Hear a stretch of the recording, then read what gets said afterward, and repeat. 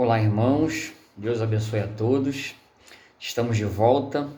Hoje estudaremos a lição 5, que tem por tema a parábola do tesouro perdido e a parábola da pérola de grande valor. A nossa lição tem como versículo-chave Mateus 6:21 e texto básico Mateus 13, de 44 a 46. Enquanto os irmãos procuram o texto de referência, vamos falar um pouco acerca dessas duas parábolas. Como nos ensinou o pastor Marcelo na última aula, todas as parábolas falam acerca do reino de Deus. As duas parábolas que veremos hoje comparam o reino de Deus a um tesouro e a uma pérola, ambos de grande valor. Fala também que para se adquirir esse tesouro ou essa pérola, temos que juntar tudo que temos, vender e negociar a compra. Vamos fazer a nossa leitura de referência. Em Mateus 6:21, diz assim, porque onde está o teu tesouro, aí estará também o teu coração. Em Mateus 13:44 diz assim, o reino dos céus é semelhante a um tesouro oculto no campo, o qual certo homem, tendo-o achado, escondeu, e transbordante de alegria vende tudo o que tem e compra aquele campo. O 45 diz assim, o reino dos céus é também semelhante a um que negocia e procura boas pérolas, e tendo achado uma pérola de grande valor, vende tudo o que possui e a compra. É possível, irmão, que você se pergunte, será que realmente vale a pena investir no reino de Deus? Será que tenho como comprar esse tesouro? Que o Espírito Santo de Deus nos ajude a responder a essas duas perguntas. Voltando ao contexto das duas parábolas, irmão, era comum nesse período enterrar tesouro a fim de evitar roubos e saque de seus bens. E às vezes os donos desses tesouros morriam e os tesouros permaneciam enterrados. Nessa parábola que lemos, parece ter acontecido exatamente isso. Até que um trabalhador achou o tesouro, o escondeu, vendeu tudo que tinha, foi lá e comprou aquele terreno. Já na parábola da pérola, um negociante encontrou no mercado uma pedra de grande valor. Como ele conhecia o mercado, ele pensou, se eu comprar essa pedra, eu vou ficar muito rico. Então ele vende tudo que possuía, foi lá e comprou aquela pedra. As pérolas, nesse contexto histórico, eram mais valorizadas do que outros tipos de pedras preciosas. Elas eram usadas principalmente para ornamentar vestes reais. Daí o seu grande valor de mercado.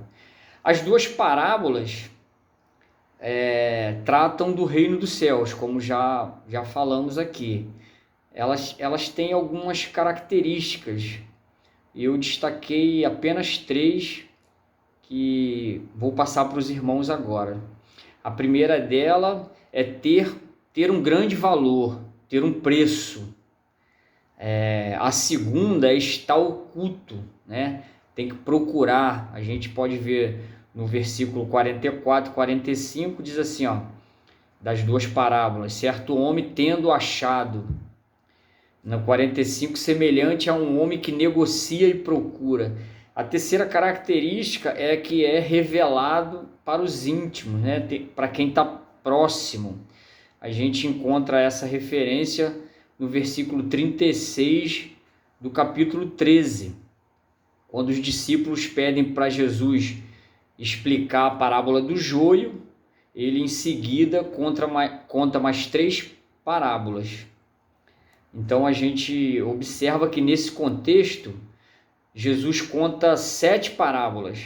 4 são direcionadas ao povo e 3 direcionadas aos discípulos. As parábolas do semeador, do joio, do grão de mostarda e do fermento são direcionadas ao povo. Já as parábolas do tesouro perdido, da pérola preciosa e da rede são direcionadas aos discípulos. As parábolas tratam acerca do reino dos céus, que, como a gente aprendeu na última aula, é igual ao governo de Deus, né? Então, o reino de Deus sempre foi esperado pelos judeus. E quando Jesus diz, é chegado o reino de Deus, ele inaugura aqui na terra o seu governo, que tem poder para fazer o que os governos terrenos não podem fazer, o que os tesouros da terra não podem comprar. Jesus cura, faz milagre, ele salva e ele liberta. E o inimigo tenta impedir o reino de Deus, o avanço do reino de Deus. A gente observa que na cruz, aquele espetáculo triste que representa o fim para os incrédulos, na verdade, para os que creem, ao contrário, ela abre a porta dos céus, Ela abre a oportunidade que temos de comprar esse tesouro através da graça salvadora de Jesus Cristo e através do seu sangue. Na palavra, existem muitos alertas de Jesus sobre que temos que priorizar o reino dos céus. E Mateus 6,20 diz assim, mas ajuntai tesouro no céu, onde a traça e a ferrugem não consome, onde os ladrões não minam nem roubam. Já em Lucas 12,19, na parábola do homem rico do campo, diz assim, produzi em abundância, direi à minha alma, tens em depósito muitos bens, descanse, coma, beba e regala-te. Deus então lhe diz, louco, hoje te pedirão a tua alma. Então esse tesouro no qual ele se garante é insuficiente para pagar o preço da sua alma, E Marcos 8,36, Jesus alerta, o que adianta o homem ganhar o mundo e perder a sua alma? Em 1 Coríntios 15,19, diz assim, se esperamos em Cristo só nessa vida, somos os mais miseráveis de todos os homens. Parece que Paulo, ele entende muito bem isso e nos ensina. Ele nos mostra como devemos proceder. Ele era judeu, fariseu, educado na cultura judaica. Ele era romano, e no Novo Testamento é atribuída a ele